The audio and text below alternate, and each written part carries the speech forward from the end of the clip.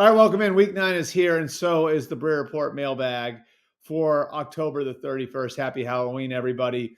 We're answering your questions here. We also, of course, have the print mailbag, which is online now at the mmqb.com. We're going to start with the first question from the week from Nate. That's at Colts Guy. Nate, his question: do you think the benching of Anthony Richardson is the result of the locker room turning on him? It's a fair question, Nate.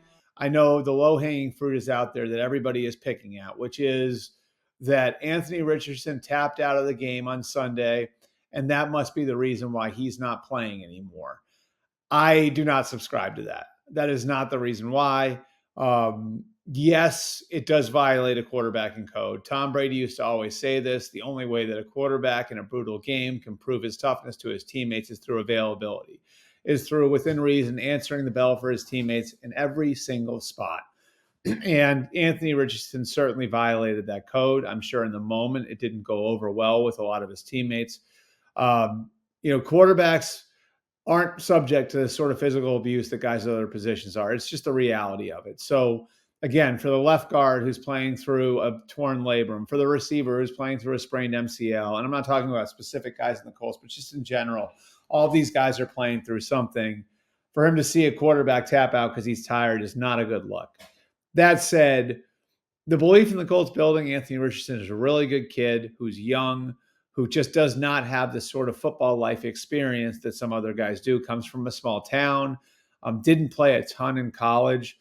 And so they're chalking this up to him being naive and him needing to sort of learn some of these things.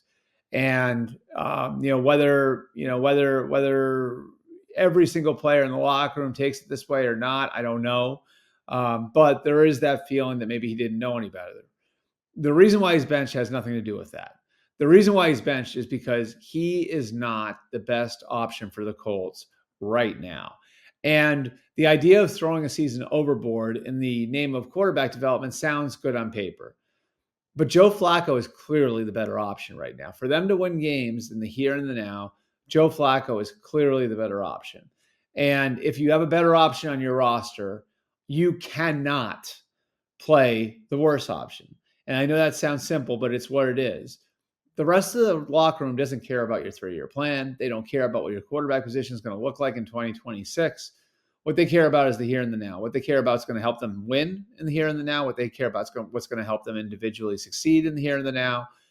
And what they care about is going to help them individually make money. And Joe Flacco gives all those guys a better chance to do all of that than Anthony Richardson does right now.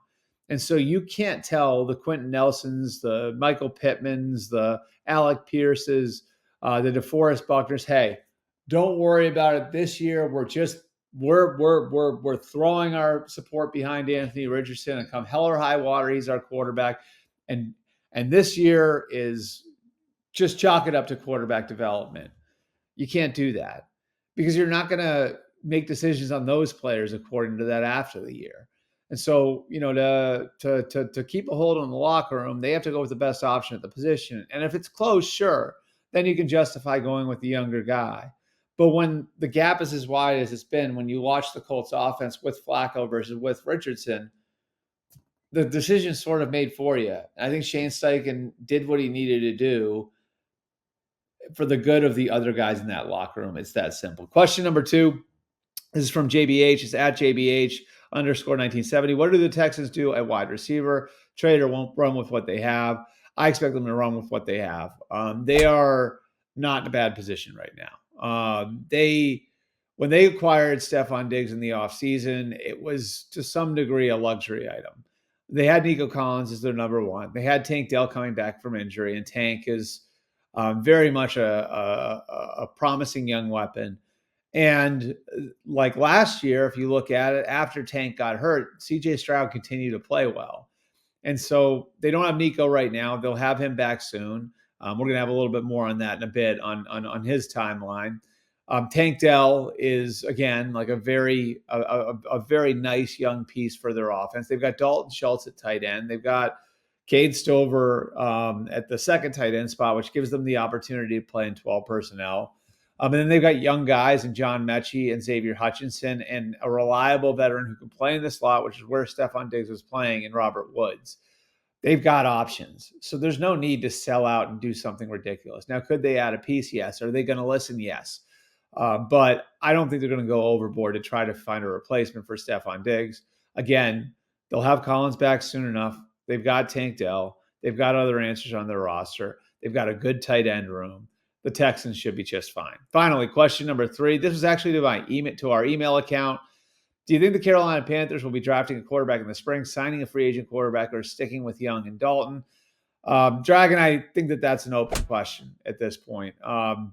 We haven't seen a lot from Bryce Young to make you feel like, yes, this is the guy going forward.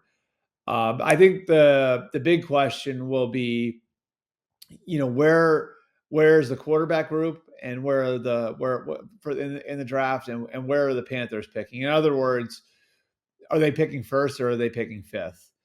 Is the first quarterback taken so good that you cannot pass up on him? Or is it a guy you just feel okay about? How's the third quarterback? If you're picking fifth, you might have the shot at the third quarterback taken. How does the third quarterback look? Those are all questions we can't answer right now because we don't know where Carson Beck and Shedeur Sanders and Quinn Ewers and Jackson Dart and all these different guys, we don't know where those guys are going to be, when we get to March and April. There's still a bunch of the college season to play out. The scouts still need to go in and study those guys. So I think this is going to come down to opportunity when you're talking about the draft. It's how high are they drafting and how do they see the prospect? I don't think they're going to be in a situation where they have to panic and overdo it to try and fill the spot. But do I think they're going to be open to it? Yes, because Bryce Young hasn't proven that he's good enough to prevent them from doing that. Meanwhile, I do think, in the interim, between the end of the year and the draft, they will look for options to compete with Bryce Young. Maybe that's Andy Dalton.